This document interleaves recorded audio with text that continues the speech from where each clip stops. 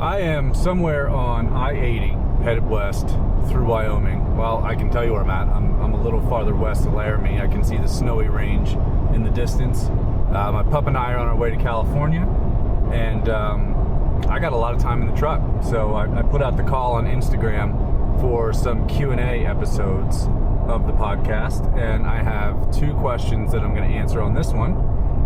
The first is about a dedicated mobility training day and how you would program that. And the context is the person's hips are still tight after they do pack work.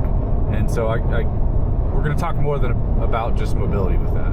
The second question we're going to talk about is I got asked the biggest thing that I've changed my mind about on either training or nutrition over the past 5 years. And so we're going to talk about that one too. So let's start with the mobility training question. So first, the whole pack deal. If your hips are still tight and staying tight after you do your pack work, first of all, let's start with that. To have some tension in your hips after you pack is normal, especially on the outsides of your hips. It's just they take a lot of load when you're rucking. I actually use pack work to strengthen the lateral part, the outside part of people's hips when they need it. So that you're going to take tension there. That's part of the deal. If it's not dissipating after a few hours, something like that, the first thing I would check is, and I'm not saying that anybody's not doing this, and I'm not saying the guy that asked the question isn't doing this, but I have to cover all my bases. So the first thing I would check is, how is your pack sitting on you? Is the weight centered in the middle of your back? Is it tight to your back? Does your pack fit you the way that it's supposed to? Do you have a nice enough pack?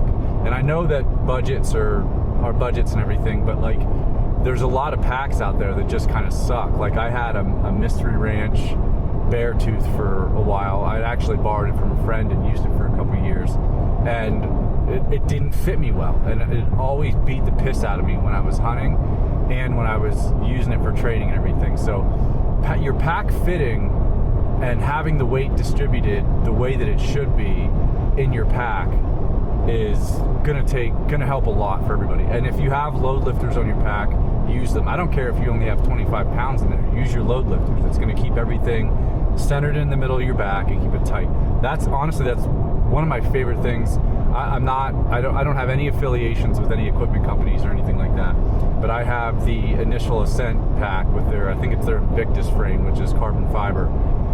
It's a bad bitch. I love that thing because it's wide, and the load lifters are great. Like, you pull those load lifters and you feel that frame just form to your back, and so it keeps everything really tight. And then also their pannier system, the way that it's set up, the bottom of it is at the top of your lower back.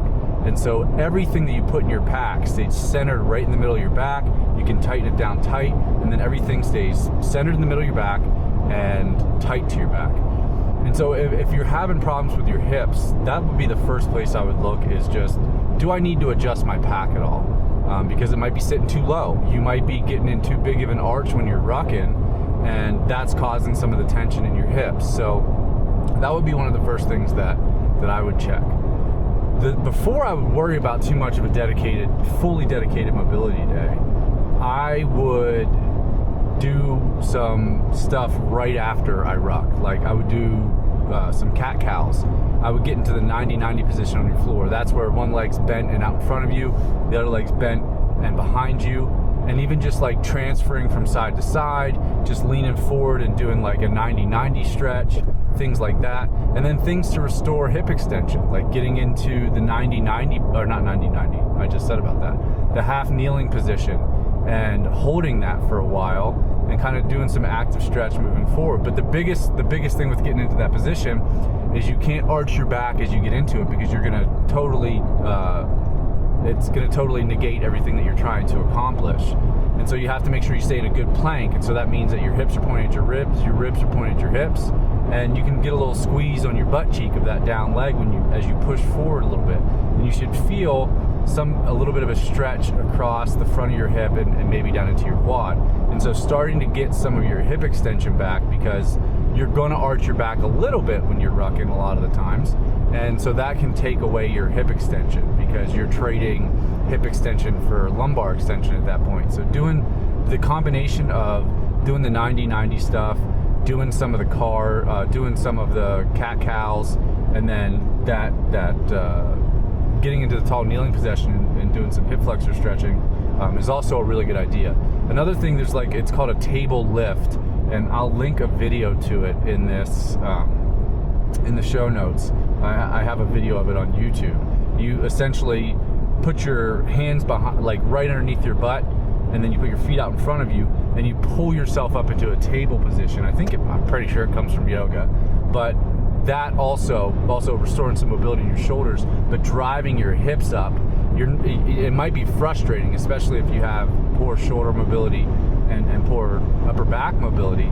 You might not get the whole way up into the table position. Sometimes I have a hard time doing that because my spine's a goddamn mess.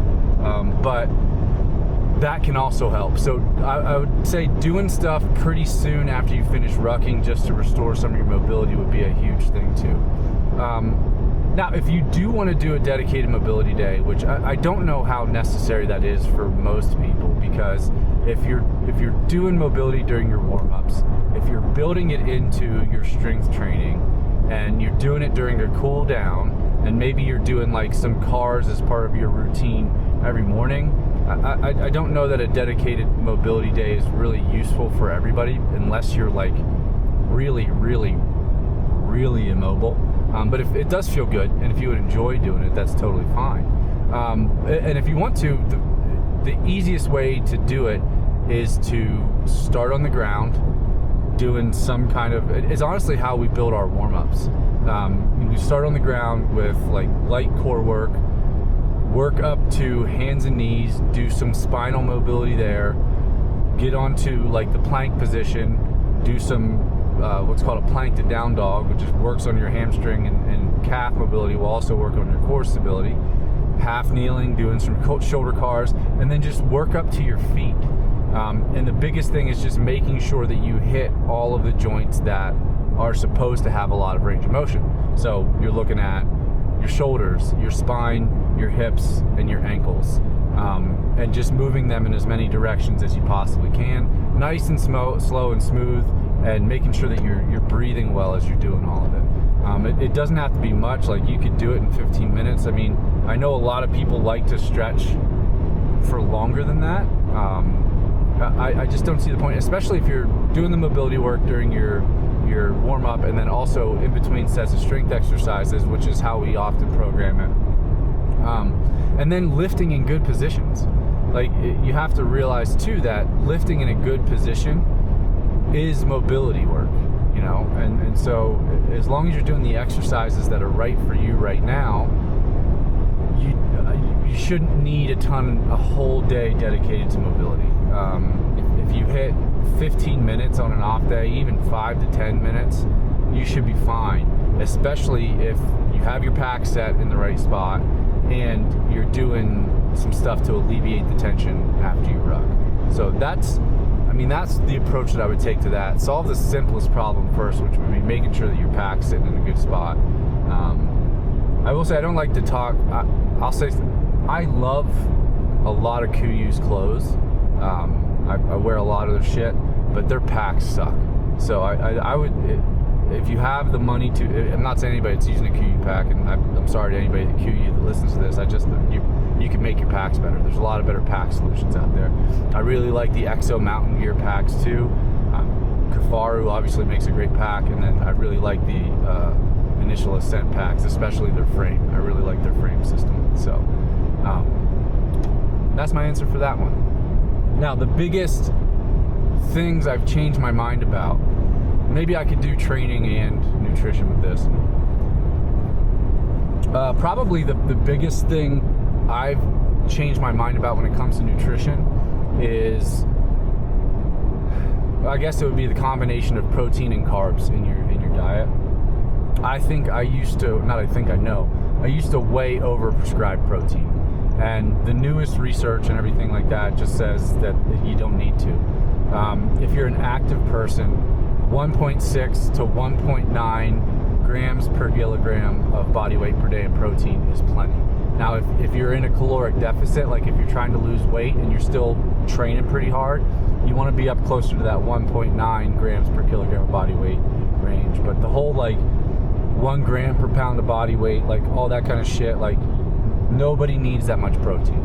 I mean, it's still difficult for a lot of people just to get that in that 1.6 to 1.9 gram per kilogram of body weight range. So that would be the biggest thing, is changing my mind on protein is just really been the biggest thing for me, because I mean, first of all, protein's expensive. I mean, obviously a lot of us kill our own protein, but you know, that's not always possible, and you're going to be buying stuff from the store, you're going to go get half a cow or half a pig or something like that, but you don't need as much as, and it all comes from like back in the day when, you know, we were younger and reading the muscle magazines or reading T-Nation or reading bodybuilding.com, and like, honestly, I don't know this for certain, but a lot of the supplement companies probably pushed because they're trying to sell fucking protein powder.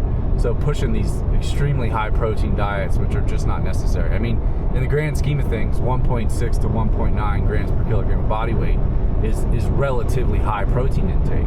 And if you're active, it's good. And then you got to think about that based on what we do. You know, as hunters, we're strength endurance athletes. So we have to be strong, and we have to have strength endurance because we're going to be under load, going uphill, going downhill, all that kind of stuff.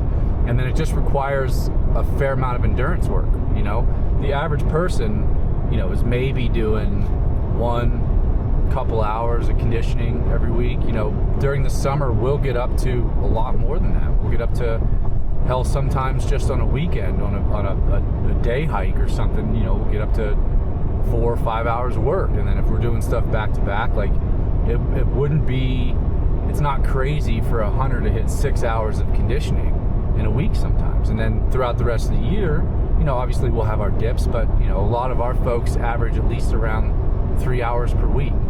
And so that requires fueling. And so you need carbs. And I think that, you know, one of the mistakes that I used to make, I don't know if this is necessarily something I've changed my mind about, but I've definitely underfueled in the past, and I've coached people to be underfueled in the past, which was a mistake. And so, you know, I wrote an article, I'll put this article in the show notes too, about fueling for longer sessions.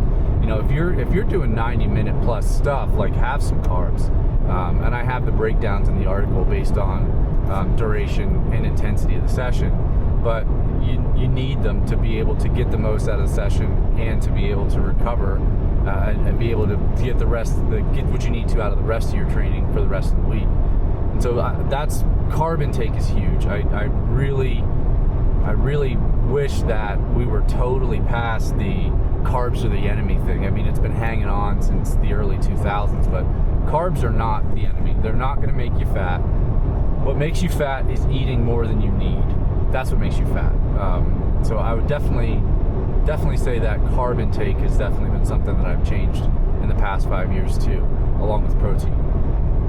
I guess, I mean, no, I think there's one more, and that's supplementation. I used to be not necessarily anti-supplementation, but it was one of those things that, like, it's like most people don't need supplements. And I think if you really want your body to perform and you want your mind to perform, a lot of supplements are good ideas. Now, I'm not saying people should go crazy and take a ton of shit, but there are some pivotal supplements that I take that help a lot. And I'll tell you some of the things that I do, and you know, and you can take from it what you want.